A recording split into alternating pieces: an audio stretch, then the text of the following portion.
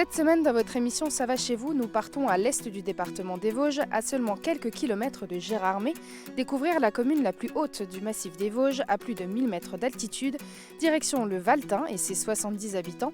Rencontre avec Jean-Claude Fonbaron, un amoureux de son territoire qui nous parlera de l'histoire de la frontière franco-allemande.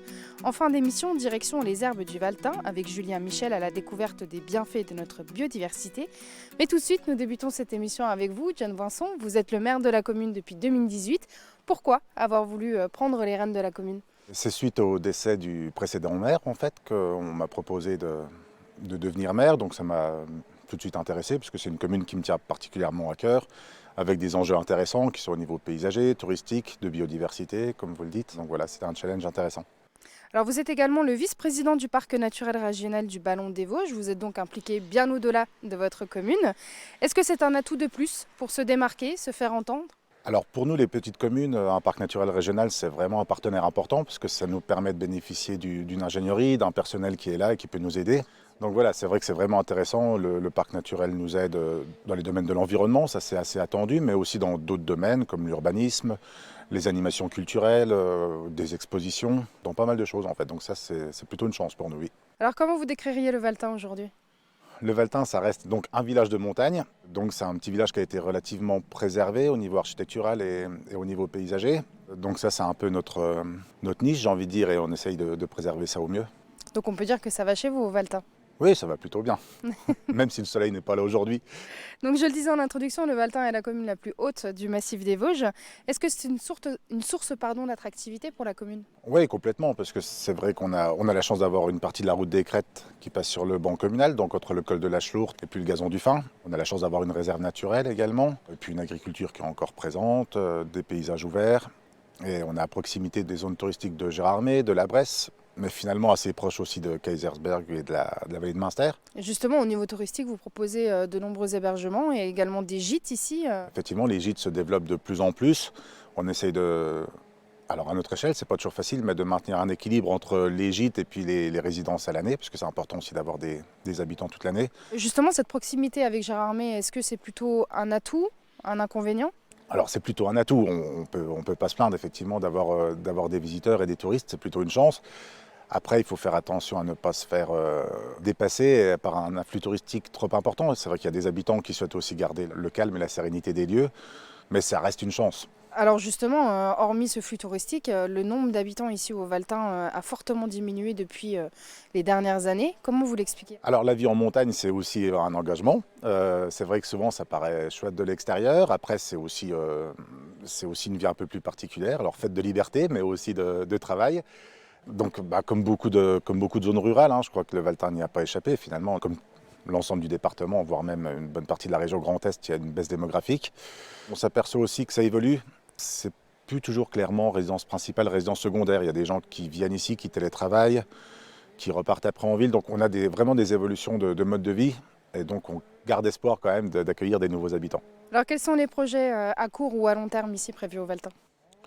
Alors pour rester dans cette thématique, à court terme, là, nous venons d'acquérir une maison qui était dans le village, donc qui était une ancienne ferme qui abritait 3 ou 4 gîtes et que nous souhaitons requalifier en bâtiment d'activité artisanale et également de logement, justement pour faire venir des habitants et pérenniser la population du village. Affaire à suivre. Alors merci John Vincent de nous avoir accueillis ici au Valtin. Nous partons découvrir notre second invité avec un petit peu d'histoire. Historien et auteur, Jean-Claude Fonbaron est un fin connaisseur de l'histoire de la frontière franco-allemande. Aujourd'hui, il nous partage son savoir et son intérêt pour son territoire. Jean-Claude Fonbaron, bonjour. Merci Bonjour. de nous accueillir ici au Valtin. Alors vous êtes président de la Société philomatique vosgienne depuis aujourd'hui plus de 20 ans. Pourquoi avoir un tel intérêt pour son territoire ? C'est un territoire qui est très très riche en histoire et en histoire en règle générale qui est méconnue. Puisque le public s'intéresse surtout à la grande histoire, c'est-à-dire aux événements à l'échelon national, et on oublie quelquefois que dans les territoires plus éloignés, il s'est passé des choses quelquefois plus importantes et plus intéressantes qu'à d'autres endroits. Alors qu'est-ce qui s'est passé concrètement ici au Valtin pendant cette période ? Alors ce qui s'est passé au Valtin est une conséquence de l'établissement sur la crête des Vosges par les Allemands, donc de ce qu'ils ont appelé la Vorgesetzstellung, c'est-à-dire la position des Vosges, position qu'ils avaient fortifiée, qui correspond à l'ancienne frontière franco-allemande, qui contrôle tout accès au Reich, puisque l'Alsace-Lorraine faisait partie intégrante du Reich, et par conséquent, les troupes allemandes avaient reçu l'ordre formel de garder ce rempart jusqu'au printemps, de manière à pouvoir, pendant ce temps-là, préparer leurs nouvelles armes de destruction massive. On peut dire que le Valtin était finalement une position stratégique ici? Le Valtin a été entre les positions françaises et les positions allemandes, donc c'est-à-dire dans un no man's land où subsistaient quelques civils, et ça pendant de très longs mois, puisque les Allemands vont évacuer Valtin à la fin du mois de novembre, et il faudra attendre le 20 décembre pour que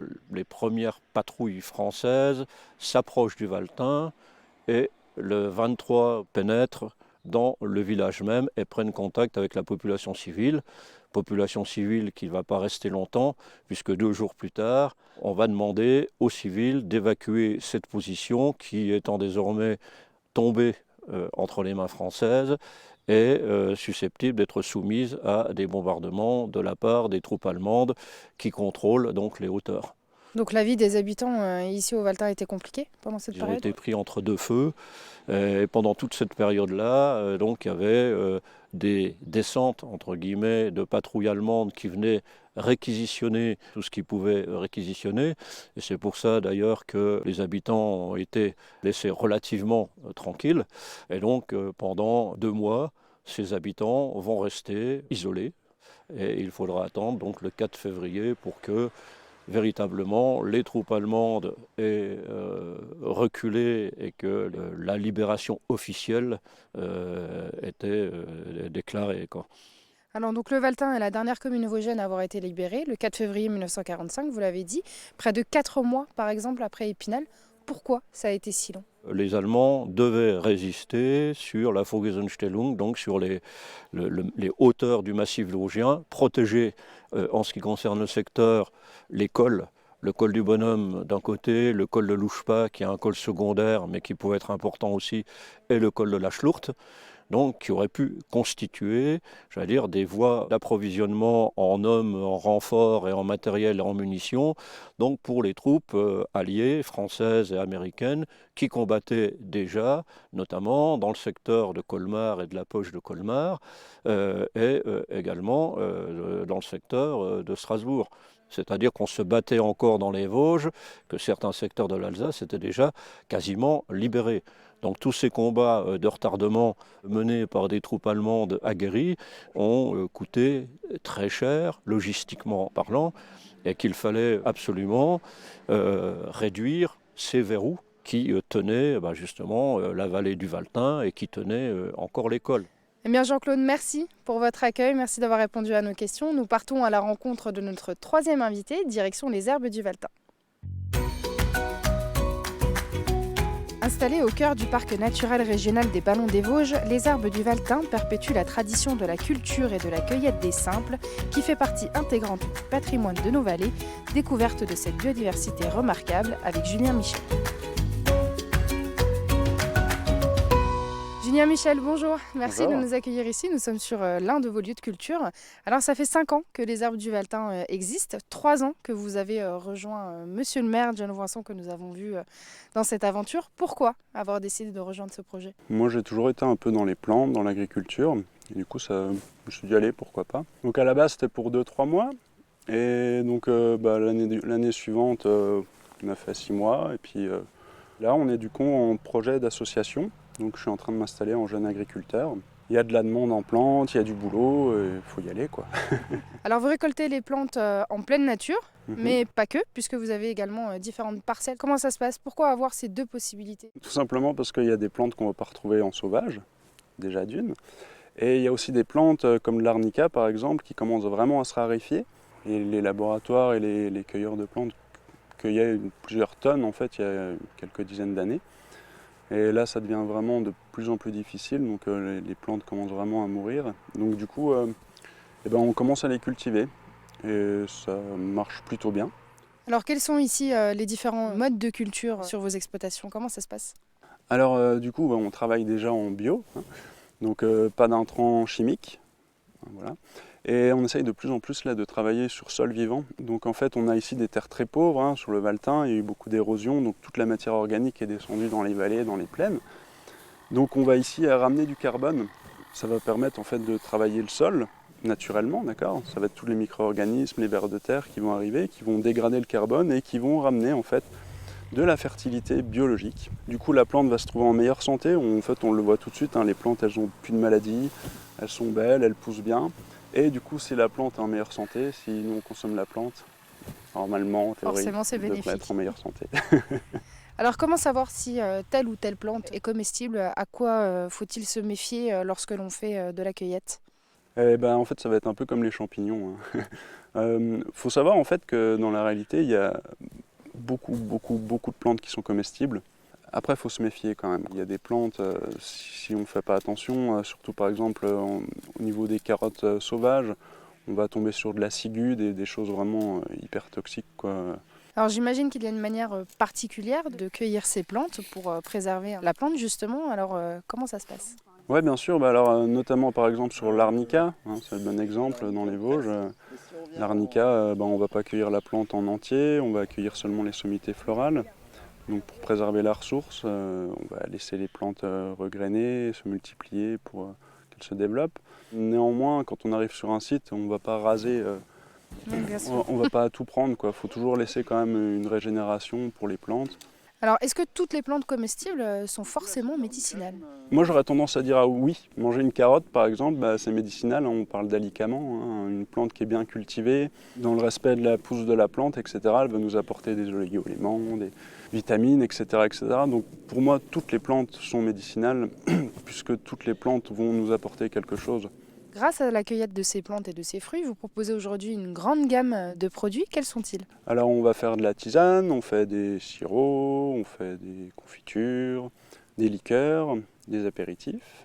Après on va faire des pestos, des vinaigres, des aromates. Ça donne envie en tout cas. Voilà, plein de choses. Alors après la cueillette, comment on fait pour transformer la plante? Quelles sont les différentes étapes pour arriver au produit final attendu? Pour des tisanes notamment, là on va sécher les plantes. Ça va être un séchoir, hein, tout simplement tirer l'humidité de la plante pour la conserver. Après pour un sirop, on va la conserver par le moyen du sucre, en essayant de respecter au maximum ses vitamines, sachant que dans tous les cas, une plante sera toujours meilleure fraîche. Mais du coup, on va essayer de la dégrader le moins possible et de la respecter au plus, quoi. Alors les herbes du Valtin sont certifiées agriculture biologique, mais pas que, puisque vous disposez également de la marque Valeur Parc Naturel Régional. Qu'est-ce que ça signifie concrètement? Ça va rassembler en fait tous les acteurs du parc des Vosges, donc mettre en avant les éleveurs, les producteurs, etc. pour montrer un peu la richesse de notre terroir, quoi, hein.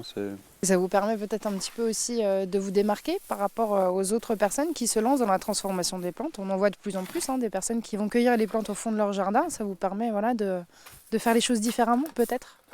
Ouais, après, peu importe, c'est bien que les gens aillent en fait au fond de leur jardin, c'est parfait, c'est génial. Alors vous proposez également des balades à ceux Oui. qui le souhaitent. Alors comment se passent ces balades? Qu'est-ce qu'on peut venir y découvrir? L'idée c'est de se balader et puis de découvrir déjà notre terroir, les paysages, qu'est-ce qui s'est passé géologiquement par exemple, etc. Et aussi les plantes, en fait, découvrir que en fait, en se baladant, en faisant 10 mètres, on va croiser déjà une dizaine de plantes comestibles, quoi. Eh bien, Julien Michel, merci beaucoup d'avoir répondu à Merci nos à vous. questions. Notre émission est terminée pour aujourd'hui. Je vous donne rendez-vous la semaine prochaine à la découverte d'une nouvelle commune. À très bientôt.